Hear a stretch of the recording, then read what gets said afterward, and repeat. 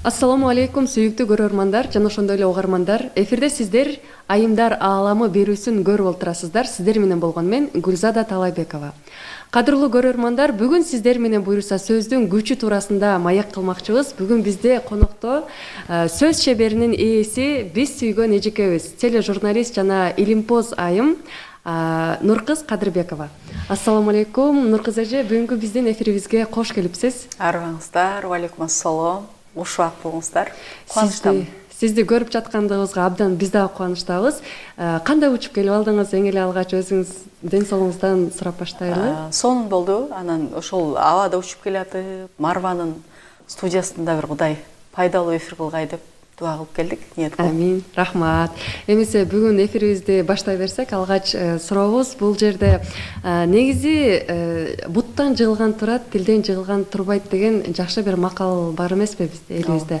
Анан негизи сөздүн күчү, касиети туурасында алгач кеп кылсаңыз, ушул боюнча жакшыраак маалымат алалы деп атабыз. Негизи дүйнөдө деги эле адам аттууда башка жаныбардан айырмалаган биздин тилибиз да. Акыл эсибиз, ыйманыбыз, бирок ошону чыгарып бирибизге жеткире турган бул тилибиз болуп эсептелет. Анын ичинде дагы биз сыяктуу, кыргыз сыяктуу элде сөзгө, ишарага маани берген, макалдатып сүйлөгөн, жарым миллион сап манасты сактаган, жеткирген кыргыздай элде сөздүн орду, наркы өтө чоң. Ошон үчүн тилден жыгылган турбайт, өнөр алды кызыл тил, сөзүм оозуман чыкканча мен анын ээсимен чыккандай мен анын кулумун деген жоопкерчиликтүү сөздөрдү айтып келген жагдайыбыз ушул. Анан азыр кимди тааныйсың десең, ушундай бир таанымал падышалар өтүптүр, жол башчылар өтүптүр, 20 жылда отурган министрлер болуптур. Бирок эмнегедир биз Айтматовду айтабыз, Алыкулду айтабыз, Саякбайды тааныйм дейбиз. Анан чечен сөз баккан элден чыккан өнөрпоздорду тааныйбыз да. Бул дагы сөз баккан табиятыбыздан кабар берет. Болбосо баланча деген математик чыгыптыр деп айтсак деле болот. Аларга да ыраазычыл. Бирок аларда өз илимин сөз менен, тил менен жеткиргендигин белгилегенде сөздүн көркүн аркы дагы шаңкайып ачыла түшөт да. Машалла, жакшы айттыңыз. Бул жерден карап, биздин эле кыргыз агартуучуларыбыз канчалык ушунчалык жан дүйнөсү таза жана ошондо сөзгө ушунчалык чечен болгон экендигин да бир жолу көрүп турабыз.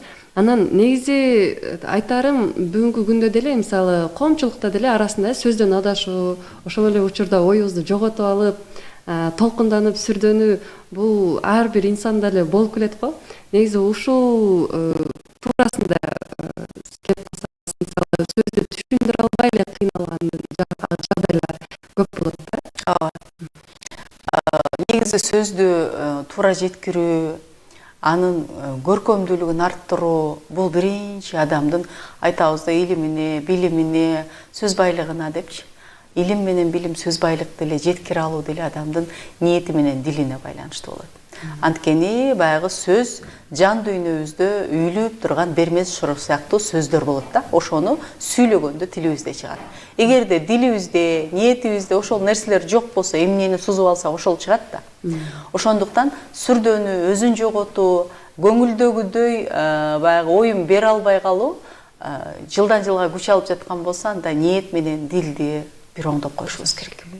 Анан экинчи нерсе бул сөз байлык болмоюнча аны шорудай кылып түзүү мүмкүн эмес. Айталы сиз аябай чеберсиз.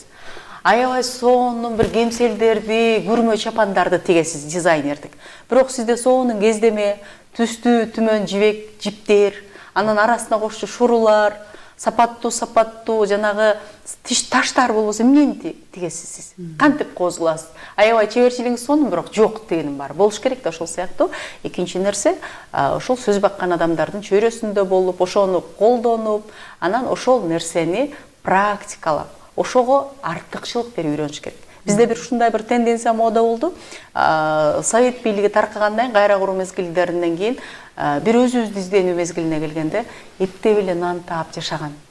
Аябай эртең наным жок болуп калса кандай болом деген санаркоо пайда болду. Ошондон улам материалдык байлык биринчи орунга чыгып, билим албасаң жок, могу 2 диплому менен каражат таппай атат. Андан көрө кичине ишкерлик кыл, бир өнөр үйрөнүп ал, же мигрант болуп тыйын сала койгон деген нерседен улам сөзгө маани бербей, какап-чакап оюбуз аксап калгандыгы чындык.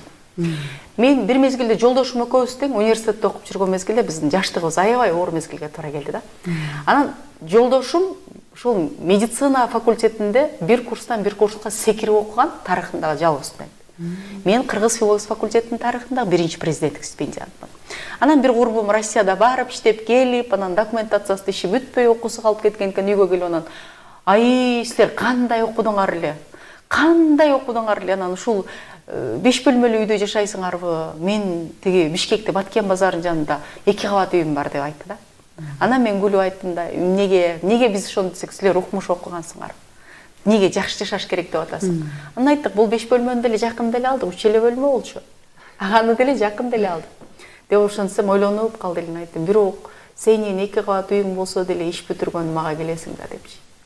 Демек, илим билимге, сөзгө, наркка басым жасаган кесип менен жашоо образына артыкчылык бермейинче биз онтой беребиз, бул биринчи көйгөй. Экинчи көйгөй, сөзсүз түрдө көнөмдүк жашоодо сонун сүйлөөнү киргизиш керек. Бизде качан сонун сүйлөйбүз? Көчөдө бирөөгө, тойдо, же болбосо микрофон суна койсо, же тааныбаган адамдардын чөйрөсүндө. А үйдө барчары тиги 4 бурчтук сурооңду бербечи, мээңди ачыттың, жонуңдан кайыш алам, өпкөңдү үзөм, кирпигиңден асам деген гана сөздөр колдонот.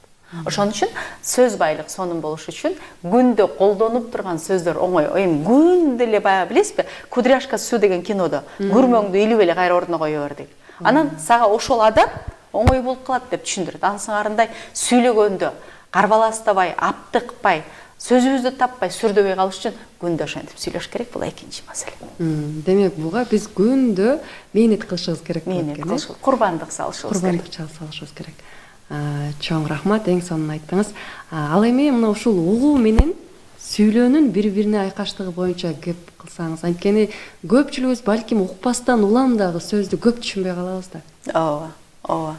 Азыр мен өзү баягы сүйлөшүү маданияты боюнча мына жергиликтүү кеңеште депутатмын, анан банкта иштеп атам, анан ишкерлик кылам, тамада болом, журналист болом дегенде өтө көп окуттук да. Кудайдын кулагы кубансын, 30 миңдей адамды окуттук.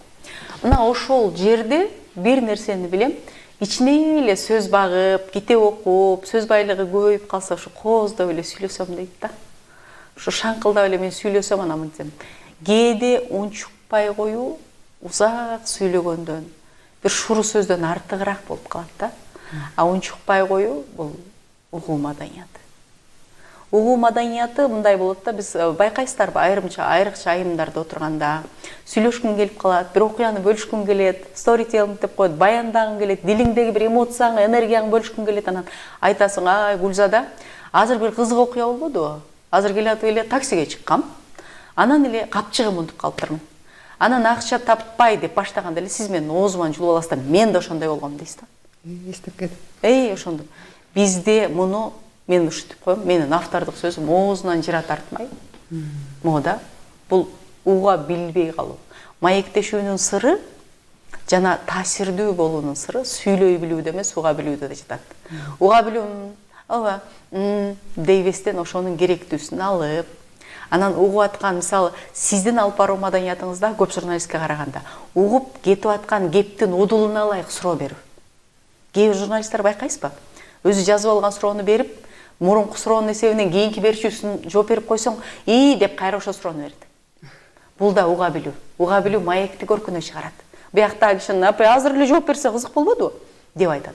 Ошондуктан сүйлөө кандай маданиятты маанилүү болсо, уга билүү андан кем эмес, маанилүү болуп эсептелет. Кээде уга билүү маданияты бүгүн сүйлөй билүүдөн, кыйкыра билүүдөн, оюн жеткирүүдөн да таңсыгыраак, маанилүүрөөк болуп калгандыгын белгилеп өткүм келет. Машалла. Жакшы жооп бердиңиз. Нургүл эже, негизи ар бир инсанга албетте мактоо Аллахка жарашат деп айтабыз, бирок инсанды да кээде чындыгында айтып коюу деле бул эч кандай жакшы жактарын айтып коюу бул сөзсүз түрдө ар бир үчүн зарыл. Негизи сизди мындай сөз чеберчиликти таптоо жаатында, мисалы Кыргызстанда номер 1 деп мен өзүм жеке көрөм да. Анткени сиздин сөз байлыгыңыз ошол эле учурда бизге жеткирип, бизге мындай сүйлөп ошону түшүндүрүүңүз өтө бир жогору. негизи сиздин жашооңузда негизи ушул ораторлук жакка кандай келип калдыңыз? Жашооңузда мындай толкундануу, сүрдөнүү болуп турабы? Ушул боюнча токтолсоңуз жакшы болот эле. Айтып өтпөдүм, менин балалыгым оор болду. Элдер узун кезек нанга турчу. Буудай жок болуп калчу, загара жеген. Биз бала Кыргызстан ошондой болду. Мен эмес, бардык Кыргызстан ошондой жаштыкты, балалыкты кечирдик. Анан ошол мезгилде кумтөр чуусу чыгып калды. Саясат деген күчөгөн мезгил. Кыргыздын интеллигенциясынын баары депутат, Төлөгөн Касымбек, Бегиш Аматов жана Марбайжиевдер сүйлөгөндө кулагыбыз уюп укчубуз. Анан мен эмнегедир экономист болом дедим да. Экономист болом, жерди иликтейм, анан кумтөрдү таза кылып иштетем, алгандарды колго чабам. Анан мен барып Кыргызстанды байытам деген сезим менен эле ошого даярданып, математик болуп эле жүрдүм. Бирок мектепте бир мугалим аябай мени кыргыз тилчи болорума ишенип артчу. 6-класстан баштап 11-класска чейин алып кирип алып мени көркөм айттырып, сабакты баягы кара сөздү кайра айтып берүү чеберчилик маданиятын үйрөнгүлө. Ай! Көзүң кашайган ук муну деп угузчу. Көрсө ошондо даярдап койгон экен. Ошол эжекелер менен арасычылык. Андан кийинкиси чоң атам аябай сөз баккан киши болгон. Биз азыркылар айтат го, кайнатам кайнем менен жашабайм депчи. Биз чоң ата чоң энем менен жашагандык үчүн эне атабызга өтө ыраазычылык билдиребиз. Биз улуу үйдөгүдөй кыргыздын салтындагыдай чоң атамдын улуу баласы деле эмеспиз. Атам кичүүсү деле эмес.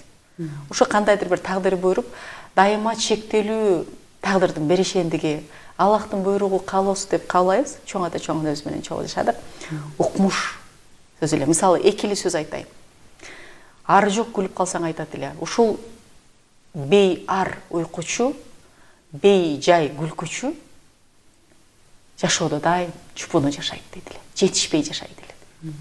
Ошондон күлө берүү жакшы эмес экендигин, салаваттуулукту, анан кечки уктай берүү эмес, эмгекчилдикти эрте турууну адат кылдык. Мына бир сөз менен бир өмүргө жетчү тарбия берди. Чоң энем айтчу, аппагында айып жок, аны жапкан сайып жок деп. Бир өмүр мен кандай жубай болуп атам? Балдарыма татыктуу эне болдумбу деген суроо бере ала турган тартип болду. Мына ушул нерселерди угуп чоңоюп ушулордон анан туура эмес сүйлөсөң, дайыма унчукпай эле деп койбой, бала деп койбой, жок андай эмес деп айтчу чоң атам. Андай болбойт, антип айтылбайт деп динден да кабары болгон үчүн ошол көнүмдүк сүйлөө маданиятындагы чеберчилик менен адепти диндин талаптары менен бекемдеп берчү. Ошого ошол кишинин рухтарына бир фатиха болсун. Андан кийин атам ошондой киши болгон, анан эл арасында абдан көп айтып жүрөт. Нуржигит Кадырбеков өзү дагы жолугушууларда айтат. Ошол эгерде мен чечен болуп калсам, анда Нургуз Кадырбековнун салымы бар деп айтат. Экөөбүз айтышчубуз. Үйдө көрсө ошондо эле далилдөөгө аракет кылчубуз, мыкты болууга аракет кылчубуз, сабактарда да таймашчубуз, бир үйдө бир туугандарды удаларда деле ошондой болот го. Ошол да бир салым болду деп ойлойм. Анан сүрдөө боюнча мен жабыгыраакмын да. Элдин баарын эле ай деп эле ушу досум эле дей берет го, ошонто бербейт. Мен чакталуу эле досум бар. Алар да 20-30 жылдык. Анан ошого баягы мектепте иш-чараларды официалдуу алып барып, анан журналист болуп калдым 18 жашыман баштап, микрофонду алып баруучу болуп калдым. Мен көчөдө момунтип микрофон ташыган кабарчы болбодум. Баяндамачы алып баруучу болуп калдым. Ал момунтип отуруп сүйлөйт го. Кийин публикага чыккан мезгилде мен сүрдөдүм. Себеби адамдар ошол адабий тилдин нормасында, ошол публикага чыккан статус деңгээлде сүйлөсөң кабыл албай не болуп атат деген нерсени бетинен көрсөтөт экен да. Анан мен ошолорго түшүнүктүү болуш үчүн көнүмдүк тилде, эмоцияны, артистизмди, мимика, жести кошо баштаганда мен башка адам болуп кеткен жокмунбу, артист болуп кеткен жокмунбу деген кооптонуу, санаркоо менде толкундоону жаратчу. Кийин ошол баягы телевидениедагы чеберчилик менен мугалим катары, мен бүтүп эле мугалим болдум университетте. Тренер болдум. Анан элдин алдына чыккандагы спикерликти айкалыштыра билип калганда, анан сүрдөө сезими толук жеңүү мүмкүнчүлүк болду. Демек, бул учурда деле публика менен көбүрөөк аралашып жана көбүрөөк сүйлөшүш керек. Көндүм да. Ошого көндүм. Баягы апалар сүйлөп атып эле тамак жасайт, биз тиктеп турабыз го, ошо арасып турсак жакшы бышчуудайчы. Ошол сыяктуу көндүм да, бул көндүм болуп эсептелинет. Анан ошо эли журтума рахмат. Алкап, ой, сону сүйлөйсүң, баягында сүйлөгөнүң тим эле жакты деп көчөдөн көрсө, Кыргызстандын кайсы бурчунан көрсө алкап калса бизге стимул. Анан азыр дагы келе атып, унаада да, таксиде дагы байка менден каражат албай акысыз алып келип койду. Аялым аябай жакшы көрөт сизди депчи. Ушул да бизге стимул. Ооба, албетте. Бизде Кыргызстанда негизи ушундай биздин сыймыктанчу сөз чеберинин ээлери бар экендиги дагы бул биздин сыймык десек болот да. Нуржигит Кадырбеков агайыбыз менен дагы сыймыктанабыз. Албетте сөз чеберин таптаган мыкты инсандарсыздар десек дагы болот. Бул нерсеге чоң салым кошкон сиздердин чоң ата, чоң энеңиздер, ошол эле учурда ата энеңиздердин салымы өтө чоң экен. Аллах разы болсун. Анан Нуркыз эже негизи китеп окуу боюнча токтолуп кетсеңиз, негизи сиз кандай китептерди окуйсуз? Бул учурда деле сөз түрдө китептерди көбүрөөк окусаңыз керек. Ооба. Мен окутам да. Окутканда баягы бири банкир болот, бири экономист болот, бири курулушчу болот, бири сатуу менеджер, бири блогер. Анан ошолор окуп атканда кандай китепти окусам, мен кайсындай китепти сунуштайсыз деп айтат да. Мен ошондо биринчи айтам, сага жаккан китепти оку депчи. Себеби китеп окуган адатка айланыш үчүн ал сага жаккан адат болуш керек. Мисалы мен сизди арыктаткым келсе, марафонго баштасам, сразу эле брокколи же десем, мага жакпайт десе, жок, брокколиден башка жебейсиң дебешим керек да. Ошол сыяктуу балким ашкабак, сизге дагы эмне жагат? Бадыраңчы, балким смузи ыңгайлуубу? Селдер иче аласызбы деп отуруп анан ошонун бирөөсүн сизге жакканы менен башташым керек да. Анан болбосо болбой коет. Натыйжа бербей калат. Ошол сыяктуу эле китеп окуганда ар бир өзү табиятына жакын китепти окуш керек. Бирок сөз байлыгы үчүн көркөм чыгарма керек делет. Бирок көркөм чыгарманын да стилдери бар да. Мага мисалы тарыхый романдар, көлөмдүү китептер, романдар, психологиялык романдар аябай жагат да. Кээ бир киши приключениялуу чыгарманы жакшы көрүшүм, Каныбек романына окшогон окуя окуп алып, ой, азыр үйлөнөт, жетип калат деген. Ал жакшы ошону окуш керек.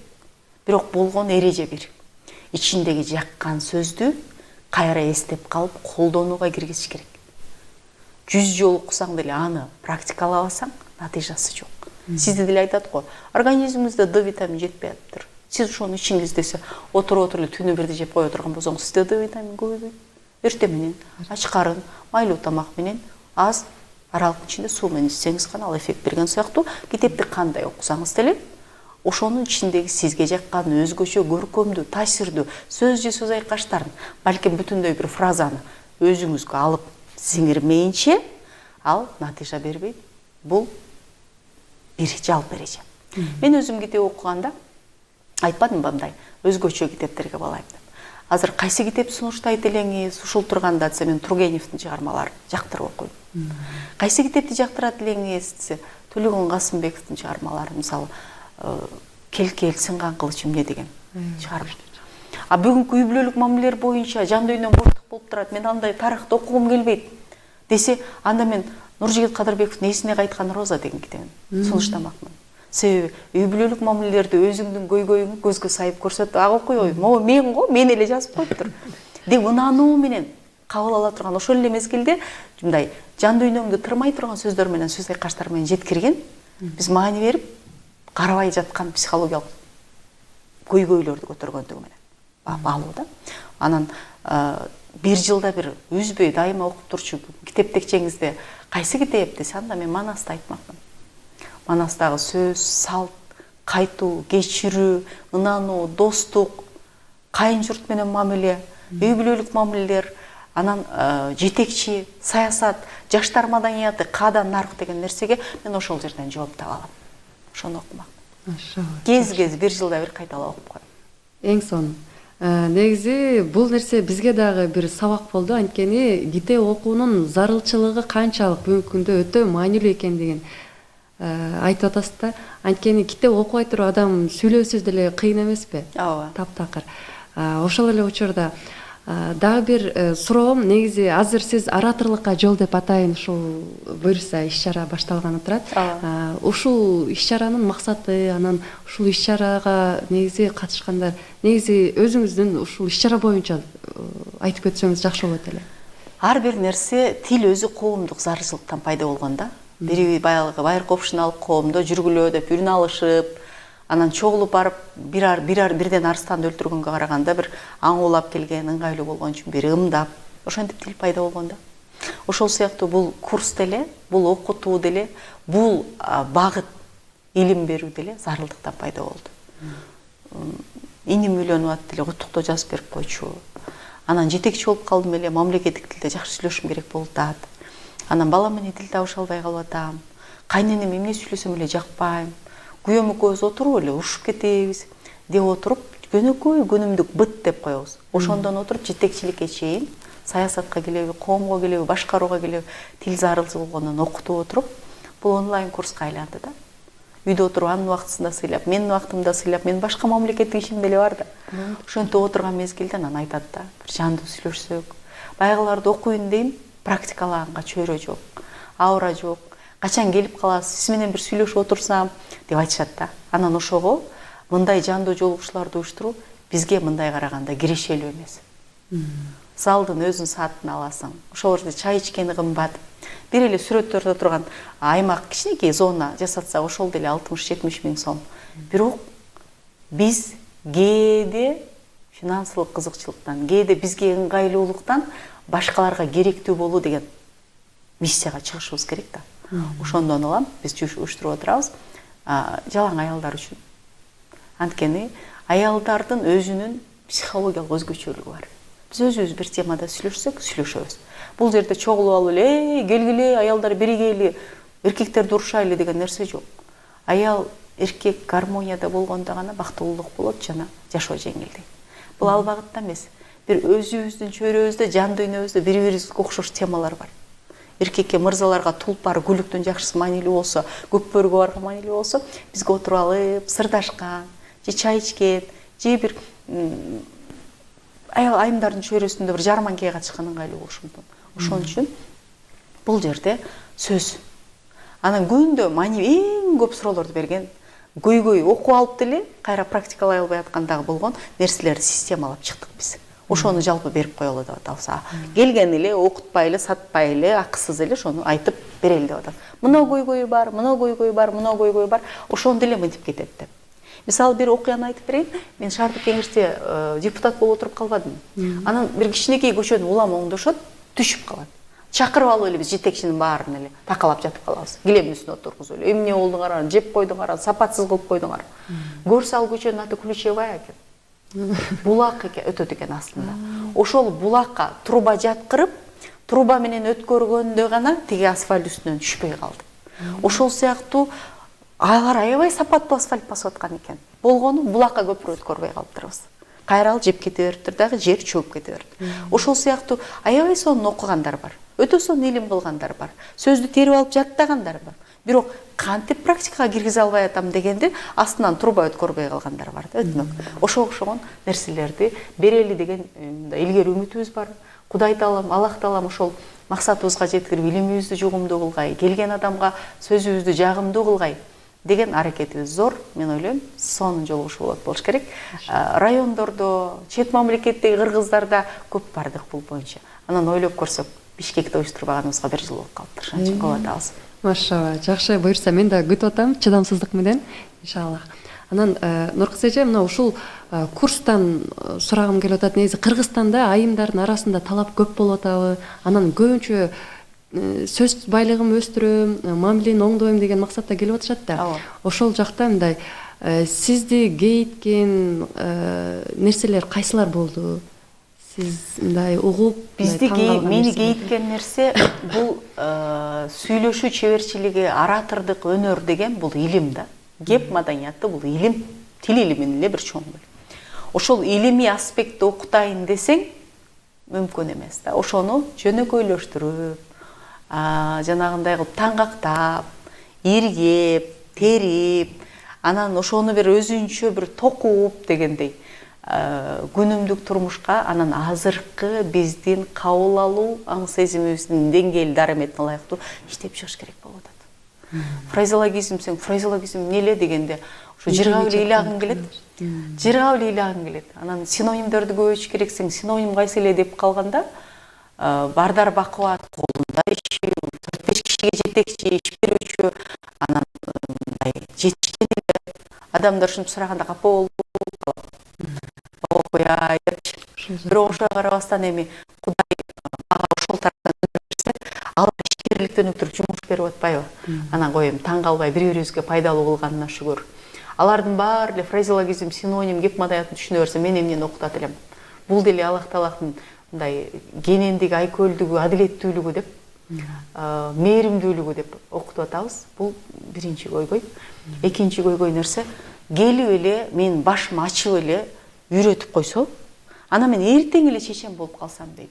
Андай жок да. Бүгүн Мээрим Жуманазарова менен Айсулуу Тыныбекова жоламан ак жолдор дүйнөнү багындырып рейтингке чыгып аткан болсо, алар курбандык салып, биз ашканада, шернеде аш жеп отурганда алар залда отурду да. Аз уктады. Буту сынса аксап жүрүп, тарамыш үзүлүп кетип, рингке чыкты.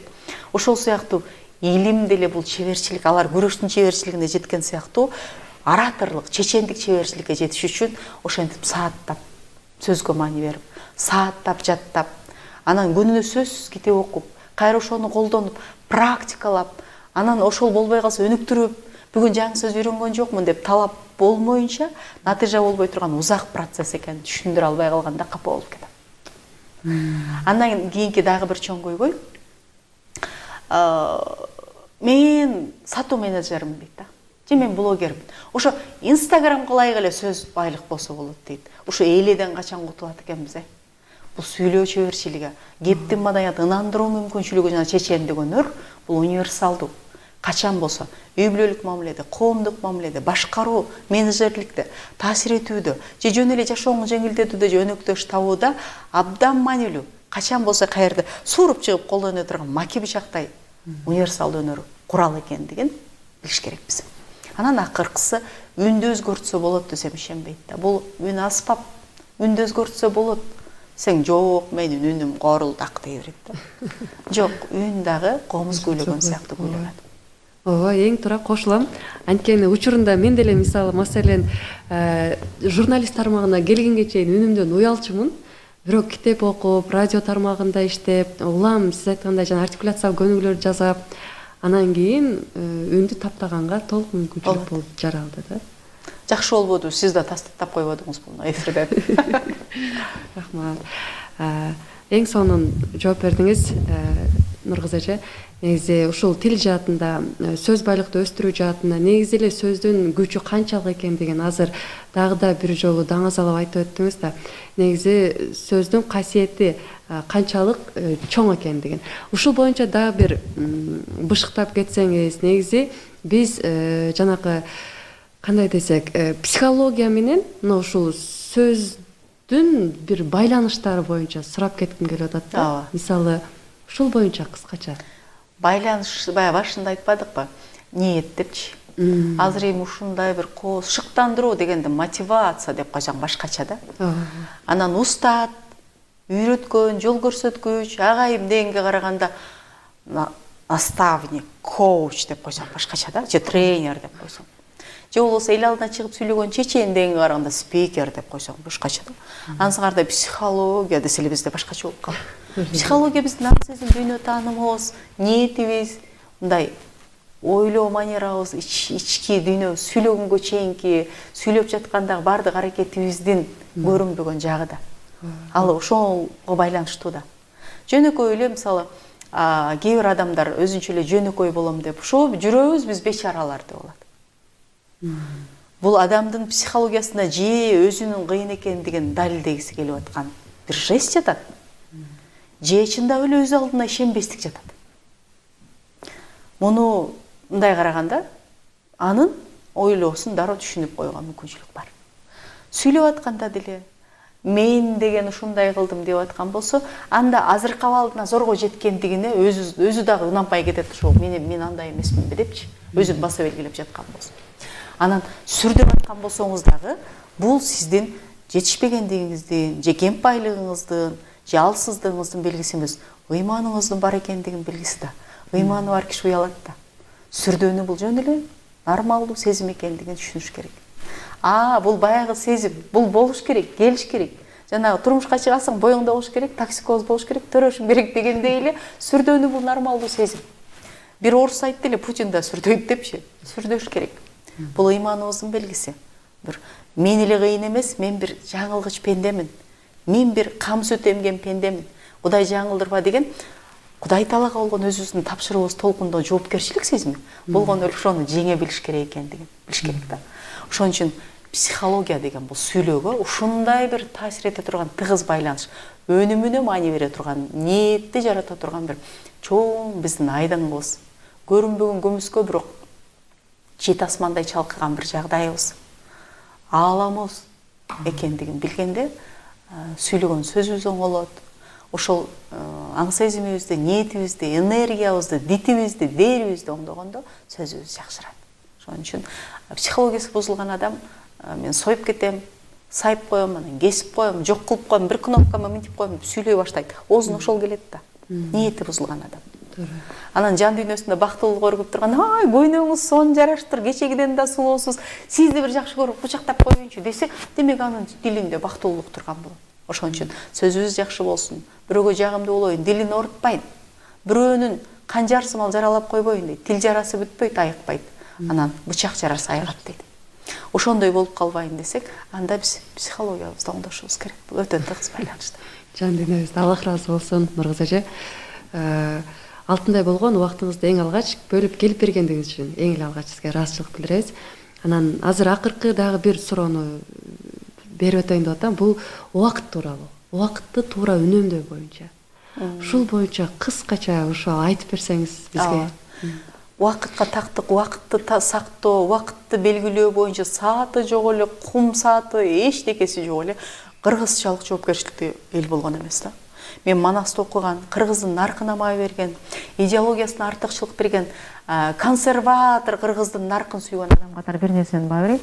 Кечигип калса кыргызча, жоопкерчиликсиз болсо кыргызча, бул кыргызбай деген сөз дал ошол кыргыздын чыккынчылары жана өздөрү бүгүнкү күндө жоопкерчиликсиз адамдар.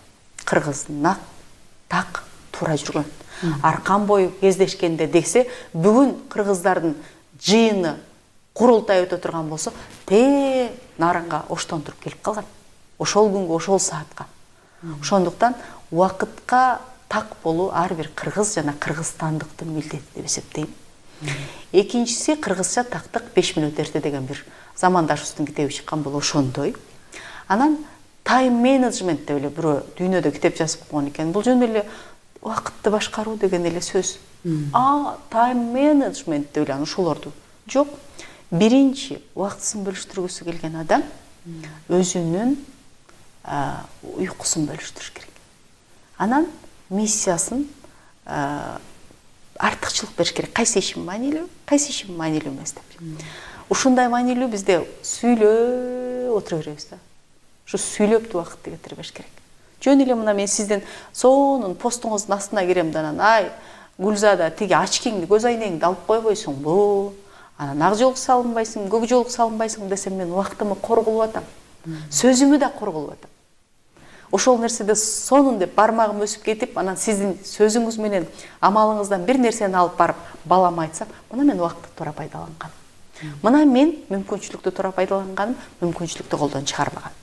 Ушул нерсени айтып жеткире албай чарчадым. YouTube каналдарга ошо илимибиз кичине жугумдуу болуп калабы экен деп. Ошол жиндилер отурат деген TikTok тармагына, айдыңына, Instagramга, Facebookка биз илимдерибизди киргизебиз. 100 киши рахмат деп жазыпса, 101-чиси башыңыздагы эмне ая, анан неме оозуңузду боёдуңуз беле, анан көзүңүздү, анан ошол кишилерге мен капа болбойм. Убактысына куям да, кап. Энергиясы, бирдиги муну жазган, телефондун кубаты, убактысы, сөзү курободу, ай, деп анан бир жакшы дуа кылып коем. Ушулардын да убактысын берекелүү кыла көр Кудай депчи. Ошол сыяктуу мынакей азыр силерге да рахмат, убакытты туура пайдаланып, азыр эжеке бар үйүңүздө деле отурат элеңиз. Ошол аралыкта келип түз эфирге келип кетиңиз деп чакырган, убакытты туура түшүнгөн, убакытты текке кетирбеген, мүмкүнчүлүктү баалаган, жакшы адамдарга микрофонду сунуп, ошону жеткирүүнү миссия кылган сиздердин жамаатка да ыраазычылык билдирип атайын, бар болуңуздар. Чоң рахмат. Аллах ыраазы болсун. Эмесе биздин көрөрмандарга, угармандарга өзүңүздүн жылуу сөзүңүздү арнап өтсөңүз. Ошол азыр жылуу сөзүңүздү арнап өтүңүз деген кандай жакшы, бул мындай бир мүмкүнчүлүк. Азыр биз журналисттерди, мен өзүм 20 жылдык тележурналист болдум, канча шакирт тарбияладым. Эфирге барып калабыз бүгүн конок катары, мынтип айтып беришет да. Сизге эркин микрофон деп. Ага чейин эркин эмес микрофон беле. Ага чейин мурдубузду кайрып отурдук беле, колубузду кайрып. Ошол сыяктуу бир жакшы сөзүңүздү айтып кетиңиз деген бир нерсеңизди сурабай калдымбы? Ушундай бир мүмкүнчүлүк болду эле, айтып калууга сизге мүмкүнчүлүк дегендин бир сонун формулировкасы экен. Мен муну журналисттерге сунуштайт элем. Биринчиси, экинчиси менин айткым келгени, ушундай тил берген. 200 миңден ашык түрү бар жандоонун ичинен Кудай Таала адам кылган, ыйман менен сыйлаган. Анын ичинде да Кыргызстанда жашатып, кыргыз тилин сүйлөткөн. Кудайыма дайым мактоолорду айтам, анан бейсеп шүгүр келтирем. Анан экинчиси ушул ар бир сөзүбүз, мамлекеттик тилибиздин астындагы ар бирибиздин миссиябыз жана кылган чоң салымыбыз ошол тилде так, туура, даана, жеткиликтүү, кооз, башкалар укса сүйлөгүсү келип кеткенде деп жүрөгүн ойготкондой сүйлөгөнүбүз. Андан кийинкиси күнүмдүк жашоодо эл журтка, сени тейлеп аткан таксистке, балким араба кечке, көйнөгүң тигип берип ботинкеңи каккан устага сонун сүйлөгөндүгүң бул сенин берген анча-мынча чөнтөгүнөн чай ичип кой деген садакадан, бир материалдык нерседен бийик тура тургандыгын арнасаң. Бүгүн дема сөз тууралуу, сөз баалуулугу, сөздүн керемети, тилдин күчү тууралуу болуп калгандыгына байланыштуу ушул нерсени айткым келди. Бири-бирибизден комплимент, жакшы сөз, алкоо, батоо, ыраазычылык, баалоо деген сезимдерди, сөздөрдү аябасак деп кетем. Бар болуңуздар, бизди көтөргөн, бизди баалаган, бизди ушундай бир бул сөз баккан адам да деп чыгарган бул элден айланса болот. Ошо ар бириңиздердин үй бүлөңүздөрдө жакшылыктар болсун. Чоң рахмат. Сизге да терең ыраазычылык билдиребиз. Үй бүлөңүз менен сак саламатта болуңуз, ден соолукта болуңуз жана биздин Кыргызстандын айымдарын өнүктүрүп, өстүрүп жүрө бериңиз. Кадырлуу көрөрмандар, бизге бөлүнгөн убакыттагы соңуна келип жетти. Келирки көрсөтүүбүзгө чейин ассаламу алейкум ва рахматуллахи ва баракатух.